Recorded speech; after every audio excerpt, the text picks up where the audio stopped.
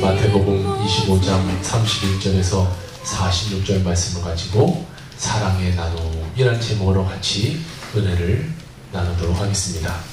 사람은 한평생 살면서 주고 받는 그런 삶을 삽니다. 부모는 자녀를 태어날 때부터 주게 되죠. 자녀는 태어나서부터 부모에게 받게 됩니다.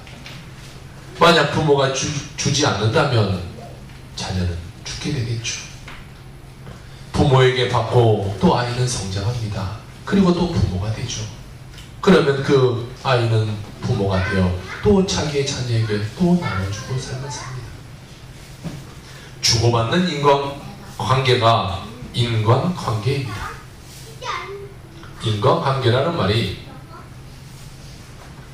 relationship이라는 말인데 이 단어의 어원이 참 재미있습니다.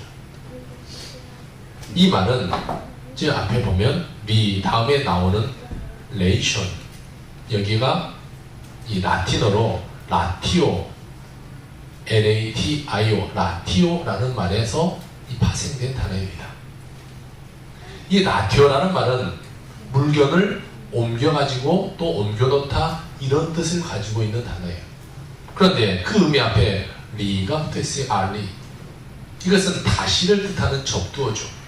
그렇기 때문에 결국에 물건이나 정보나 생각이나 또한 언어 등을 상대방에 전달해 주었을 때 그것이 다시 나에게 돌아오는 것, 이것이 바로 relationship, 인간관계라는 것이. 쉽게 말하자면 따뜻한 말을 하고 따뜻한 표정을 했어요. 그러면 나에게 돌아오는 것은 따뜻한 표정과 따뜻한 말이, 이 표정과 말이 돌아오게 되는 것이죠. 만약에 모진 말이나 격렬함이나 난폭을 하면요, 그것대로 나에게도 돌아오게 되게 되는 것입니다. 여러분들은 그리스도인으로서 무엇을 나누며 삶을 살고 있습니까? 여러분은 무엇을 나눴습니까? 이 질문을 드리면 성도님들 대부분은 목사님, 나도 없는데 뭘 나눕니까? 이렇게 대답할 거예요. 또한 아유, 좀 내가 많아지면 그때 나누면 되죠. 이렇게 말할 겁니다. 예전에 본 책 중에 세계의 100대 부자들을 관해서 이렇게 써놨던 책들이 있어요. 그들을 조사해서 어떻게 100대 부자가 된다. 아침에 그 책을 찾다가 못 찾았으면 늦었는데 이 100대의 부자들을 조사했는데 제 기억적으로 첫 번째가 뭐냐, 자기의 월급의 3분의 1을 다른 사람을 대접하는 데 썼다라는 글이 있었어요. 자, 부자가 되어서도 그들은 늘 똑같이 자기의 월급의 3분의 1은 남을 밥을 사주는 일에 이 돈을 쓰고 있는 거예요. 그러니까 여러분, 그들은 엄청 많이 벌 거니까 엄청 많이 그런 돈을 쓰고 있다는 거죠. 그런데 부자가 되어서만이 아니라 그들이 처음부터, 예전부터 부자가 되기 전부터 그런 삶을 해오던 사람들이 세계적인 100대의 부자가 되더라라는 거죠. 상식적으로 생각해 보세요. 3분의 1이라는 것을 다른 사람을 위해서 쓴다면 그 사람은 부자가 될 수가 없죠. 가난해져야 맞습니다. 그런데 그들은 다른 사람을 위해서 이 밥을 사주고 베풀었던 것이 그 다른 사람들의 마음에 따뜻함으로 느껴지고, 그리고 나는 이 사람들의 이 나에게 밥을 사준 사람에게 잘 해야겠다는 마음 가운데 그 사람을 도와 그 사람의 회사가 엄청나게 부하게 된다라는 결론이 이르렀습니다. 우리 그리스도인은 나눔의 삶을 살아야 됩니다. 꼭 물질이 아니더라도 내가 가진 것을 나누며 삶을 살아야 되는 것이죠. 설교를 준비하는 제사신에게 나는 과연 나눔의 삶을 살고 왔나 한번 생각을 해봤어요. 여러분, 제가 잘 나누면서 살았겠습니까? 아니면 안 나누면서 살았겠습니까? 말을 못하는 것은 네가 알지 내가 아냐. 생각을 해봤는데 생각이 나지 않았어요. 아, 내가 무슨 나눈 적이 있나? 별로 생각이 나지 않았어요. 사람이 되게 사랑해요. 목사님, 별로 나눔이 없는 삶을 살다 왔군요. 죄송합니다. 기도했어요. 그러면서 생각나는 아주 소소한 세 가지가 기억이 납니다. 첫 번째는 제가 지금은 뭐 버스나 전철을 탈 일이 별로 없지만 예전에 제가 대학원 다닐 때는 늘 이 학교를 다닐 때 이 버스를 타고 다녔어요. 마을 버스를 타고 다녔죠. 버스가 뭐 지금은 어쩐지 모르겠지만 예전에 버스는요 굉장히 낮았어요. 그러니까 제가 버스에 타면 어떻게 되겠어요? 천천히 가죠. 그렇기 때문에 제가 늘 서 있는 자리는 어디예요? 환풍기 자리예요. 마시 버스에 이렇게 뚜껑 여는 자리, 그 자리에 서 있어요. 그런데 갑자기 브레이크 잡으면 어떻게 되겠어요? 머리를 찌게 되죠. 그래서 늘 저는 서서 다녔어요. 왜냐면 혹시라도 어른들이나 노인들이 와서 자리가 없으면 안 되니까 그 사람에게 자리를 양보해야겠다라는 생각에 늘 서서 다녔어요. 제 생각에 제가 한 번 지금 양보를 하면 내가 나이 먹어서 다른 사람이 나에게 한 번 양보해 주겠지 이런 생각을 하고 있었어요. 막연하게 아까 말씀드렸던 이 라티오라는 단어처럼 내가 주면 또 나도 받겠다라는 이런 생각을 가지고 늘 그냥 전철을 타든 버스를 타든 서서 다녔어요. 두 번째로 또 생각되어 준 것이 저는 누가 제 옷을 달라면 잘 줬어요. 맞는 옷이 다른 사람께 없어서 다행인데 제가 평균의 사이즈였다면 제 옷이 하나도 없을 것 같아요. 그냥 누가 옷을 달라고 하면 입고 있으면 사역자들이 목사님 좋아 보이는데 그냥 입어을 주었어요. 제가 예전에 처음으로 이 전인전도사 시절을 시작했던 시대가 있어요. 그런데 그때 겨울이 되었어요. 영하 20도가 더 떨어지는 날씨였어요. 너무 추운 날씨였죠. 막 눈이 엄청나게 내리는 그날 장로님의 이 아버님이 돌아가셔서 제가 이 장례 예배를 드리고 있었어요. 그런데 하반 예배, 이 묘지에 가서 땅을 파고 관을 묻는 그런 하반 예배를 제가 진행하게 됐어요. 자, 그런데 저에게는 그때 이 겉옷 외투가 없었어요. 이제 뭐 초년생 전도사 시절이다 보니까 외투가 없었죠. 그러니까 속에다가 이 내복을 하나 입고, 내복을 입지 않는데 이 내복을 하나 입고 양복 하나 입고 그래 갔어요. 너무 춥더라고요. 날씨가 영하 20도가 되니까 뭐 양복이고 여름 뭐 얼마나 따뜻하겠어요. 앞에 딱 서 있고 사람들 서 있는데 앞에서 막 칼바람이 불어요. 눈이 막 와서 다 막 눈이 엄청 쌓여 몸에 쌓여. 권사님들이 얼마나 불쌍한데 목사님 제 목도리를 하세요. 목도리를 갖다 버리죠. 그런데 여러분 생각해 보세요. 제가 이제 집내야 되는데 권사님들만 반짝거리는 이런 목도리를 갖다 덮어주니 이게 폼이 납니까? 안 나요. 아유 권사님 괜찮아요. 권사님도 추우신데 권사님 하세요. 막 추웠어요. 너무 추웠어요. 이 사람들이 빨리 땅을 파고 빨리 했으면 좋겠는데 이게 생각대로 되나요? 앞에서 이제 그거 하는 것을 보고 있는 거죠. 다른 사람들은 저희 가서 모닥불 켜서 모닥불 쬐고 있어요. 제가 가서 쬐고 싶은데 이게 목사 가서 체면이 그 가서 불 쬐고 있는 게 이 보기 안 좋겠어요. 그 앞에 딱 하는 것을 보면서 왜 앞에 딱 서 있습니다. 너무나 그날 추웠어요. 설교를 하는데 이 입이 얼어서 설교가 막 안 되는 거예요. 어떻게 시간이 지나서 이 장례를 잘 마치고 돌아왔어요. 저에게는 그런 이 겨울이 되면 추웠던 생각이 납니다. 그래서 이 사역을 하던 때에 밑에 겨울이 됐을 때 한 전사가 좀 많이 이 물질에 힘들었던 전사가 하나 있었어요. 그 전사를 보면 겨울에 춥게 입고 다니고 그러니까 저는 옛날 제 생각이 나는 거예요. 나도 예전에 추웠는데 이 친구도 죽겠구나. 그리고 그 친구에게 야 가자. 내가 코트 하나 사줄게. 가자. 그래서 데리고 왔어요. 그런데 이 친구가 비싼 걸 보이는 거예요. 아니 저도 이 사역자니까 뭐 교회에서 사례를 많이 준 것도 아니지 않겠습니까? 이 도시락 사투리네. 겨우겨우 살아가고 있는데 그 친구가 이게 이 정도면 되겠지 하고 마음 먹고 갔는데 제 생각이 한 2배 이상을 뺐어요. 몇 달간 쫄쫄 굶었어요. 그 친구에게 따뜻한 옷을 하나 사줬어요. 그 겨울이 되면 그래서 이 춥게 다니신 분의 참 마음이 아픈 그런 마음이 있어요.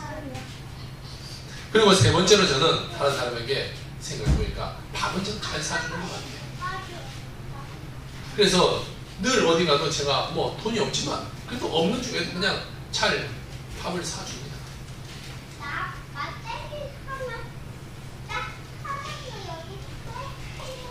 그리고 이 밥을 사주다 보니까 다 한 달 뒤에 카드값이 나오면 늘 놀래고 걱정이 돼요. 이거 어떻게 하지? 이거 어떻게 메꾸지? 자, 저는 예전에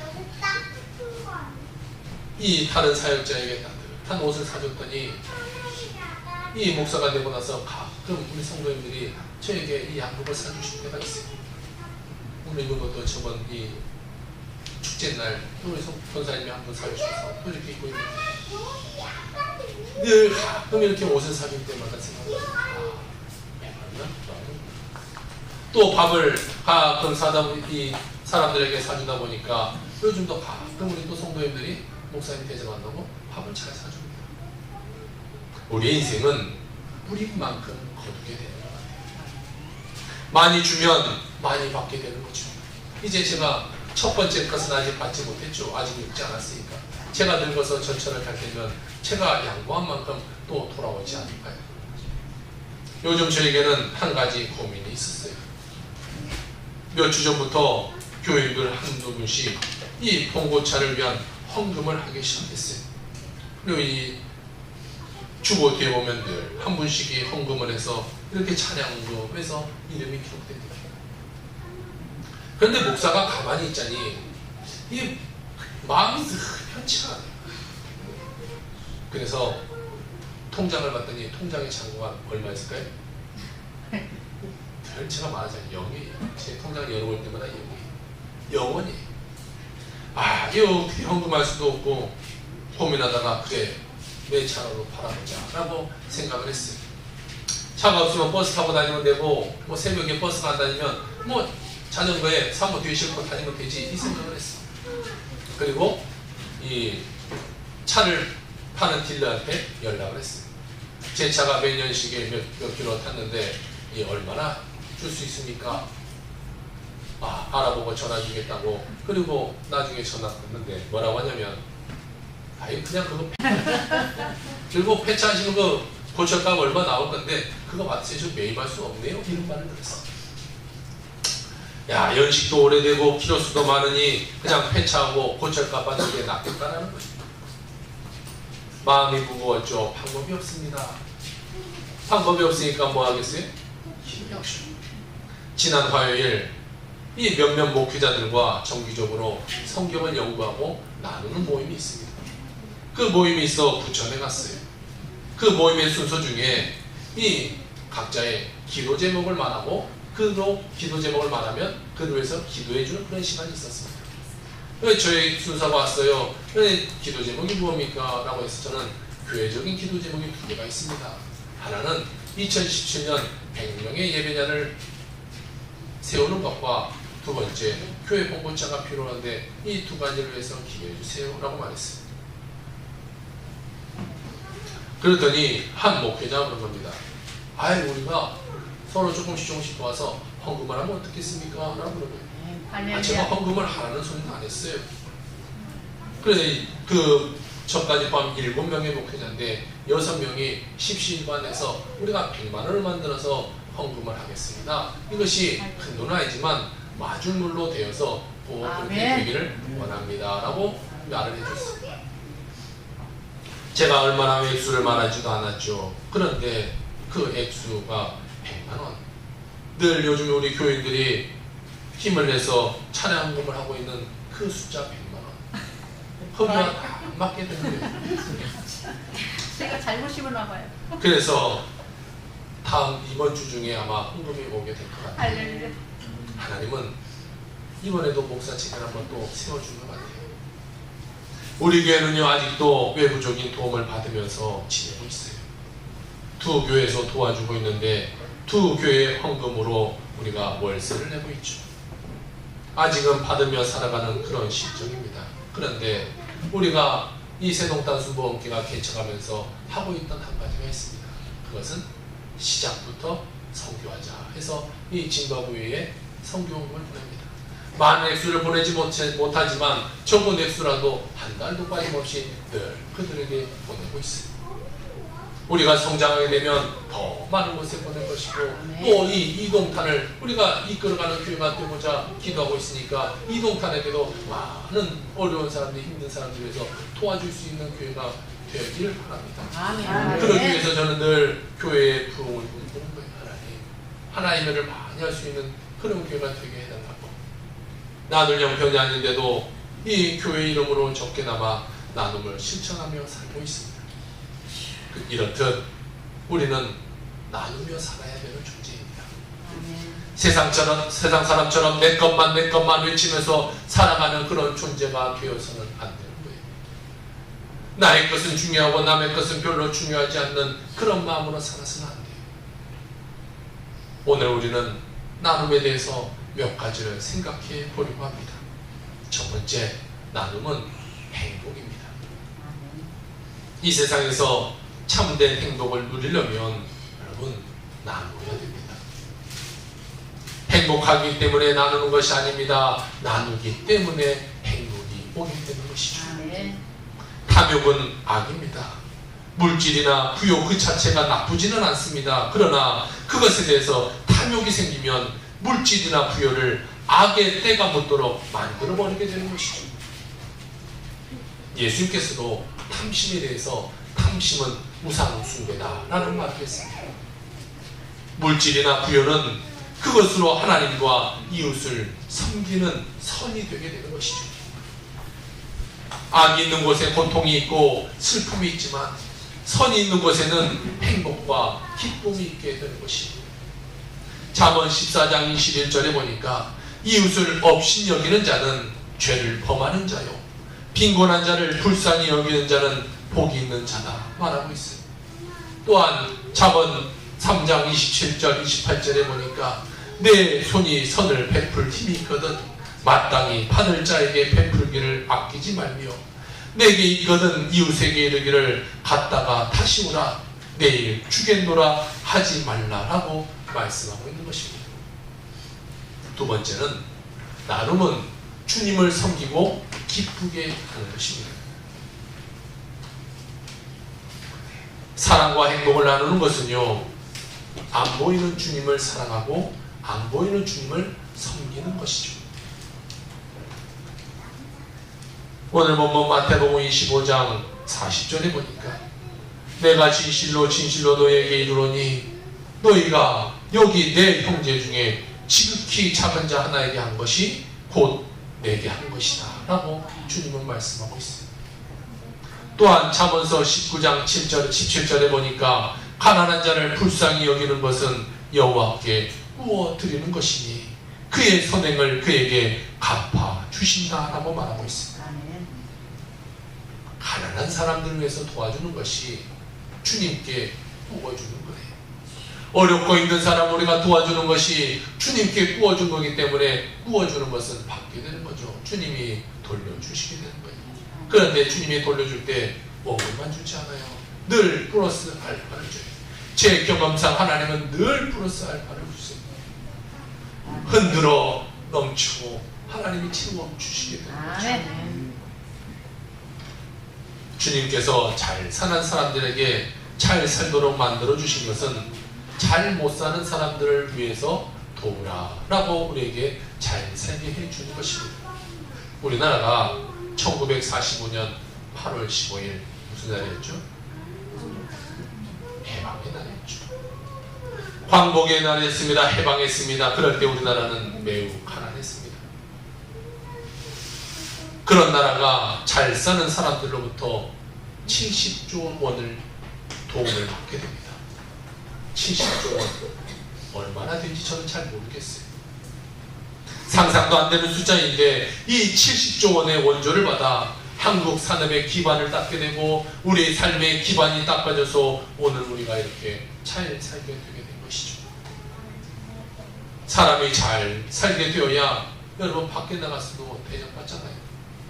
어깨에 힘도 들어가고요. 못 살게 되면요 어디 가서도 늘 어깨는 수그려져 있어요. 얼굴을 내밀 수가 없어요. 그런데 오늘날 우리는 세계 어디 가도 어깨를 쭉 펴고 살아요. 왜요? 우리나라는 이제는 도와주는 나라가 됐기 때문에 그래요. 돈을 사용하는데도 3대의 원리가 있습니다. 탐심으로 돈의 노예가 되어서는 악한 것이 되지만 돈을 올바로 벌고 올바로 사용하면 많은 이에게 행복도 주고 기쁨도 주게 됩니다. 감리교회 창시자인 존 웨슬리 목사는 성도들에게 돈을 사용하는데 3대의 원칙을 이야기하고 있었어요. 그런데 그 교회에 이 주를 믿지 않는 한 사람이 교회에 와서 그날 설교를 들었어요. 그 목사님이 그 예배 가운데 설교를 시작합니다. 돈을 사용하는데 3대 원칙, 첫 번째, 가능한 한 많은 돈을 벌어라 라고 얘기했어요.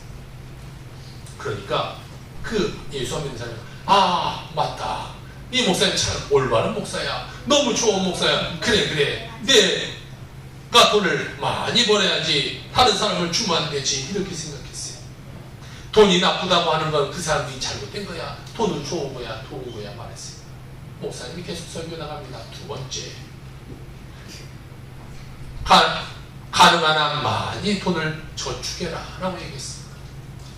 아이고 정말로 좋은 목사네, 내가 정말 목사 잘 만났다, 너무나 좋은 목사야, 저축을 많이 하라고 하니 그래, 내 아까운 돈 내가 다 저축해서 나를 위해서 써야지. 그리고 말했습니다. 세 번째, 할 수 있는 대로 많이 주라 라고 했습니다.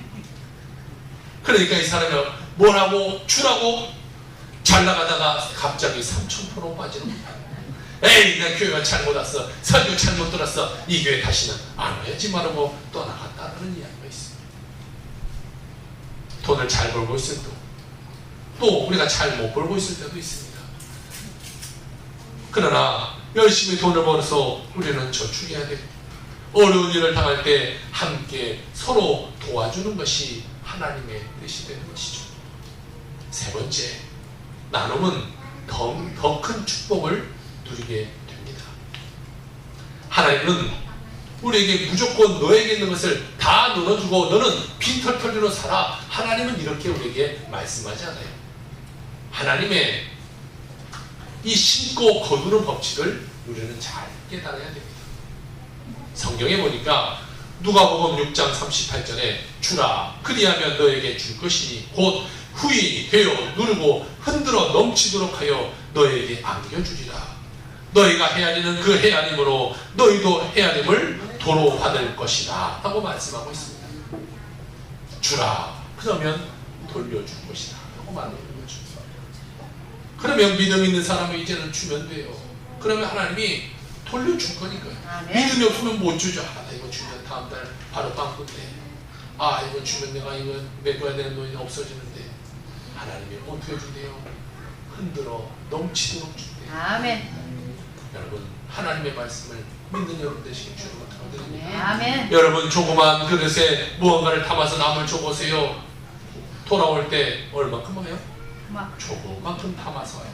그러니까 줄 때 큰 그릇으로 줘야 돼요. 작은 것을 담더라도 큰 그릇을 줘야 올 때 큰 것이 오게 됩니다. 여러분, 여러분의 나눔의 마음을 크게 가지라는 거예요. 아멘. 이와 크게 주면 크게 오니까 여러분이 째째하게 마음 쓰지 말고 예수 믿는 사람으로서 큰 마음으로 인생을 살아가길 바랍니다. 예수님은요 5,000명을 먹이시던데요, 째째하게 먹이시지 않았어요. 그냥 배부를 만큼 이렇게 먹이시지 않았어요. 배불러서 넘치고도 12광주가 남을 정도로 예수님은 그들에게 먹이셨어요. 어제 집에 보니까 예전에 이사이가 갖고 놀던 태양열 자동차 하나가 이렇게 눈에 띄었어요. 그래서 그것을 가지고 가서 태양에다 이렇게 비춰봤어요. 근데 갑자기 바퀴가 왜 하고 돌아요. 신기했어요. 그래서 생각했어요. 이 가정용도 뭔가 밖에 안에 걸어서 이 집에서 에어컨도 그걸로 쓰고 TV도 보고 뭐 이렇게 했으면 좋겠다라는 생각을 했어요. 그리고 설교 준비를 하다가 이 한 글을 접했는데 비슷한 것이 있어서 소개를 해드리려고 합니다. 여러분, 전기를 생산하는 축구공 본 적 있습니까? 없죠. 아직도 전 세계에 4명 중에 한 사람은요 전기를 없이 등유를 사용하며 삶을 산다고 합니다. 그래서 여러분, 전기를 가지고 사는 것도 하나님 엄청난 축복이 되는 거죠. 자, 호롱불도 사용합니다. 그런데 매년마다 160만 명이 그 연기의 목숨을 잃어가고 있다는 사실 여러분 아세요? 이 사실을 알게 된 두 명의 하버드 여학생이 줄리아 실버만과 제시카 매튜스가 어떻게 하면 이 아프리카 어린이들에게 전기를 공급할 수 있을까 고민하며 기도했어요. 그리고 하나님께 강구했어요. 그리고 남을 도우려는 그 간절한 마음으로 늘 연구하다가 몇 년 후에 기적과 같은 일이 일어났기 때문에 바로 전기를 만들어내는 축구공을 발명하게 된 거죠. 바로 이 소켓이라는 축구공입니다. 저 가운데 하얀색이 축구공이고 그 가운데 노란색이 이 열면은 콘센트가 되는 거죠. 자, 그 아프리카 아이들은 축구라는 것을 좋아해요. 그러니까 저 축구공을 가지고 가서 낮에 열심히 축구를 하면요 밤에 그걸로 전기를 쓸 수 있도록 만들었어요. 그 공이 움직일 때마다 속에서 전기가 생산돼 그 속에 전기가 저장이 되게 되는 거죠. 30분 동안 나가서 축구를 하면요 집에 와서 3시간 동안 쓸 수 있는 전기가 마련돼요. 그 전기로 그들은 집에 와서 불도 밝히고 그 전기로 공부도 하고 라디오도 듣고 요즘은 텔레비전도 본다고 해요. 그녀들은 그 어려운 사람들을 보고 자신의 재능을 하나님 앞에 기도하게 돼서 세상을 밝히고 있는 것이죠. 네 번째로 나눔의 본질은 본질의 나눔이다라는 거예요. 뭔가 많이 어렵죠. 어느 분의 이야기를 이 시간 동영상으로 보여드리기로 원해요. 이 다큐멘터리는 한국에서 꽤 유명한 영화 감독 김우현 감독이 만든 작품인데요. 긴 내용인데 이것을 다 보여주면 여러분 식사를 못하니까 또 밥은 먹어야 되니까 다 보여드리지 못하고 이것을 3분여로 이렇게 편집을 해봤습니다.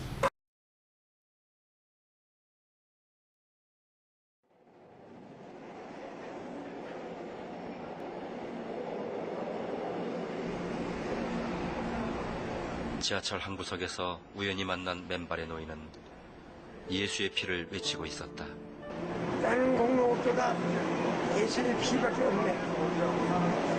예수의 피밖에 없네. 아무도 듣지 않는 그 피를, 그 십자가를 외치고 있었다.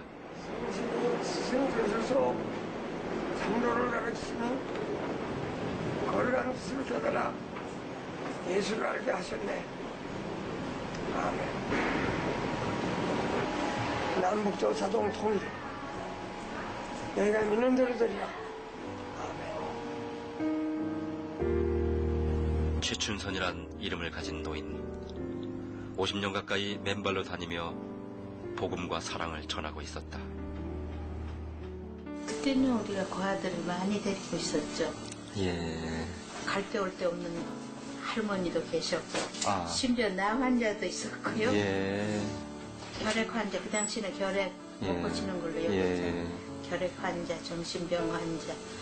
평생을 그저 어려운 사람들, 길가에 가는 사람들, 길 가다가도 그냥 지나치는 데가 없어요. 어린애들은 업고 안고 돌아와서 그 길로. 나 있을 때는 수십 명이었죠. 김포에서 몇백 명이었다고 그래요. 나 아무것도 아니고 십자가 In the Christ be my glory 에바 여백남을 건너가 연동시키다 십자가 무한사랑 찬양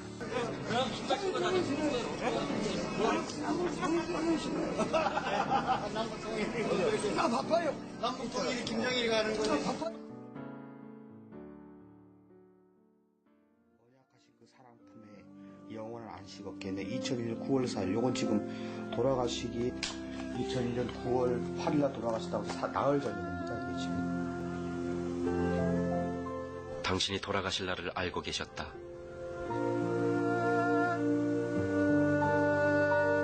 그 마지막 날엔 기어이 전도를 하러 나오셨다가 누추한 날을 만난 것이다. 그토록 사모하던 주님 품에 안기는 날이기에 기어이 맨발로 나섰던 것이다.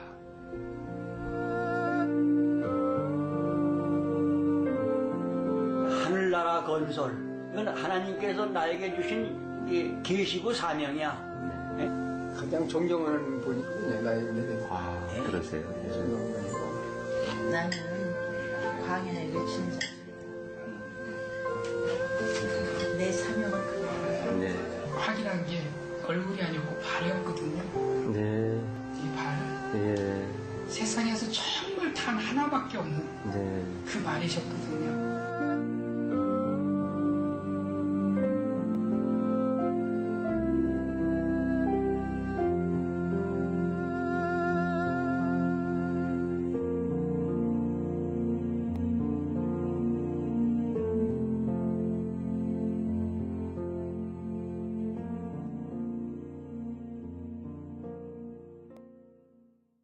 우연히 이 김우영 감독이 할아버지를 만나게 됩니다. 그리고 그에게 관심을 갖게 돼서 이 다큐멘터리를 제작하게 돼요. 처음에는 이 김 감독도 이 김우영 할아버지가 정신병자 내지는 광신자라고 생각했습니다. 그러나 조금씩 관심을 가지고 보니까 이 할아버지는 보통 분이 아니라는 사실을 알게 되었어요. 그분에 대한 작품을 만들게 되었죠. 최춘선 할아버지는 이 상해 임시정부의 일원이었어요. 그리고 독립운동을 하셨던 분이죠. 그러니까 아까 계속해서 통일되면 뭐 이런 소리를 해요. 그는 김구 주석과 같이 일했고 해방 이후에도 김구 주석과 같이 한국으로 돌아왔습니다. 그래서 오늘 다큐멘터리에도 조금 더 남다른 조국의 사랑에 대한 그 말을 여쭙게 될 수 있습니다. 그런데 이 할아버지는요, 보통 부자가 아니었어요. 길거리에 이렇게 거지가 아니었습니다. 지금의 김포, 그래서 거기서부터 인천공항의 땅의 대부분 그의 것이었습니다. 어렵게 살던 시절 그에게는 자동차가 5대나 있는 집이었어요. 그런데 할아버지가 예수를 믿게 됩니다. 그리고 그는 목사가 됩니다. 죽을 병에 걸렸죠. 그런데 거기서 살아나게 하신 하나님의 은혜를 생각하며 그는 늘 살아가고 있습니다. 그 하나님의 은혜 가운데 그 많은 땅 중에 3,000평만 남기고 다 팔아서 남을 줘버립니다. 특히 6.25 전쟁 이후 수많은 피난민들의 거처로 그것을 다 나눠줍니다. 헐벗은 사람에게 양식을 나눠주고 입던 옷도 남에게 벗어주고 많은 재산을 다 나눠줬습니다. 그래서 그는 많던 재산을 다 남에게 나눠줬어요. 가족들은 다 나눠줘서 돈이 없다 보니까 다리 밑에 가서 살기도 했어요. 5남매를 두었는데 자식들은 말도 못하고 엄청난 고생을 합니다. 그 중에 큰아들은 지금 목사가 됐어요. 아까 마지막에 확인한 것은 발이었습니다 라고 말했던 아들이죠. 어렸을 때는 동생들을 모아가지고 아버지가 예수 믿어서 우리가 이렇게 됐으니 우리는 절대로 예수 믿지 말자고 5 아이들이 약속을 했다고 합니다. 그에게 이런 일화가 있습니다. 재산이 없자 당장 먹고 살기가 힘들어졌어요. 그래서 어머니가 미술학원을 해야겠다라는 생각을 했어요. 아까 내 중간 정도에 나왔던 분이 이 부인인데, 그래서 입학식 날 학생 몇 명이 왔습니다. 4명이 왔는데요. 그때 아버지가 가서 아들에게, 아들아, 오늘 입학식 날이니까 기도해라. 아버지, 그러면 안 돼요. 지금 여기 이 교회도 아니고 이 피아노 학원인데 그러면 안 돼요. 기도하자. 그리고 아들에게 기도를 시켰어요. 그러니까 왔던 4명이 어떻게 하겠어요? 가버렸어요. 그러니까 말합니다. 아버지 봐봐요. 그러면 안 되잖아요. 아버지 그다음에 괜히 기도해가지고 4명 오면 또 갔으니 어떻게 해요? 그런데 다음날 8명이 왔대요. 이후로는 학원에서 매주 월요일마다 예배를 드리기 시작합니다. 그리고 거기서 공부를 합니다. 이 할아버지 못 배울 것 같이 보이지 않아요? 좀 이상한 소리 많이 하고 좀 바보같이 보이지 않아요? 그런데 일본 와세다 대학에서 이 공부를 했던 굉장히 똑똑한 분이에요. 거기서 훌륭한 사람들을 많이 만납니다. 무치무라 간주오 뭐 이런 사람들의 영향을 받아서 그가 삶을 살죠. 이 할아버지는 늘 맨발이었어요. 왜? 아직도 원하는 통일이 되지 않았기 때문에 자기는 맨발로 간다라는 거예요.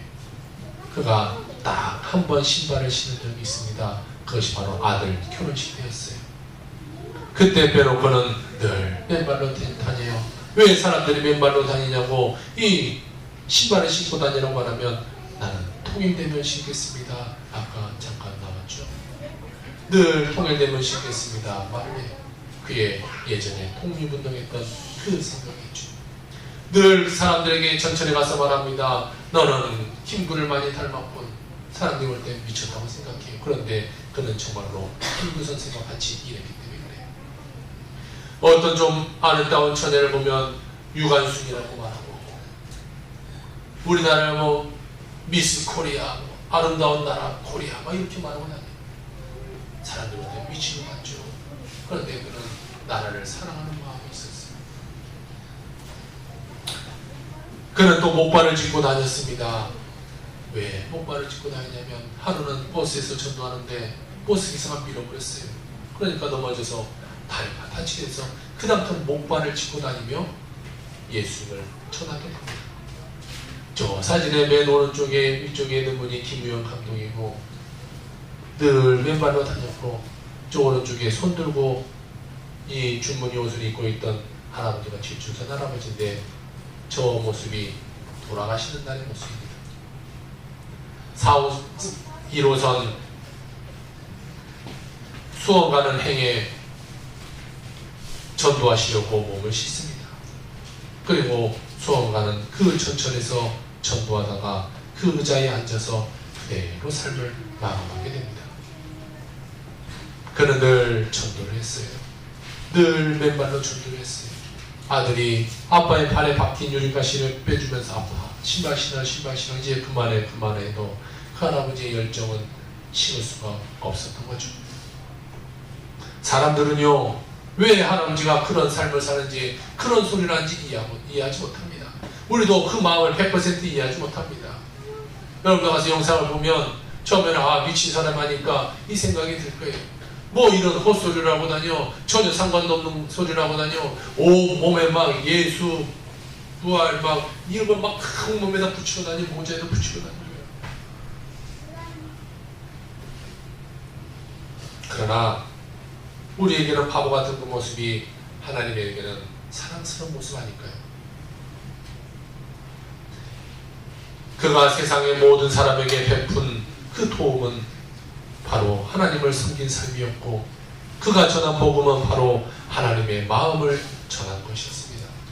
그는 거렁뱅이 할아버지가 아니라 맨발의 천사였던 것이죠. 우리가 나누어야 될 본질인 예수 그리스도가 되는 거예요. 저는 지난 한 주간 하루에 한 끼씩 먹었어요.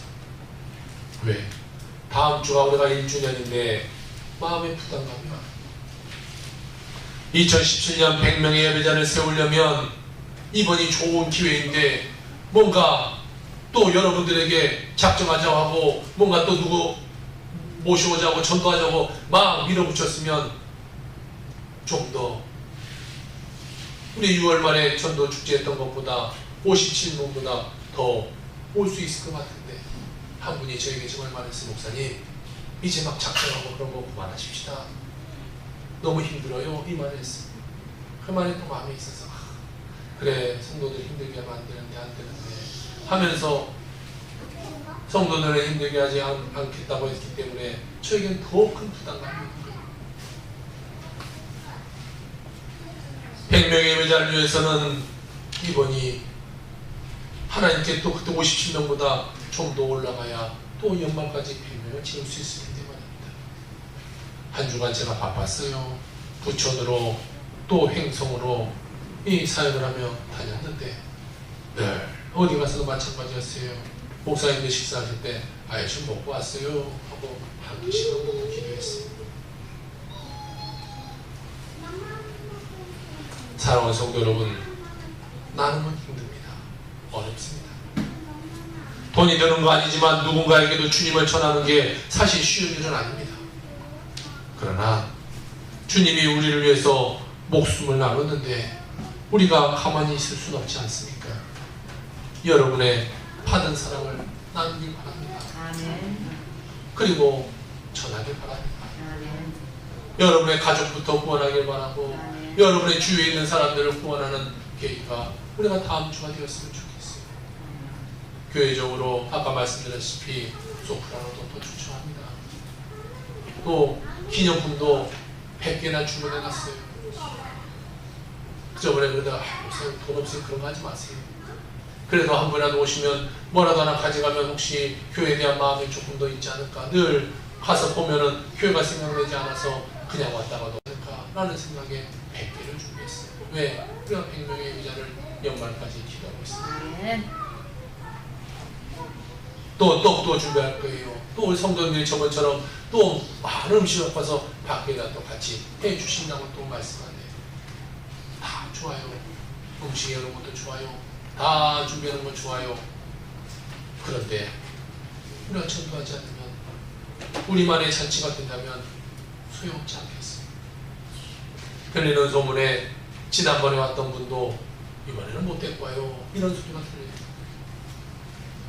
아 이번에는 그냥 별로 전도하지 않아요 뭐 이런 소리가 들려요.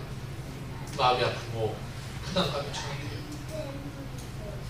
하나님께 약속한 그 100명의 예배를 하나님께 올려드리고 교회에서 정말 큰일하는 교회가 되어야 되는데 이 땅을 이동탄에 정말 영향을 있는 교회가 되어서 이동탄에는 예수 믿는 사람들이 많아지도록 하는 교회가 되어야 되는데 사랑하는 성도 여러분, 한 주간 최선을 다해서 전도해 주길 부탁을 드립니다. 아멘. 이 할아버지처럼 못해도 우리 가족을 구원할 수 있는 자가 되지 않을까요? 주님의 사랑을 나누는 것에 축복이 있고 주님이 가장 기뻐하시는 영혼 구원 가운데 하나님의 사랑이 임하게 될 것입니다. 아멘. 한 주간 전도하심으로 여러분의 삶 가운데 하나님의 축복이 임하길 주의 이름으로 축원합니다. 아멘.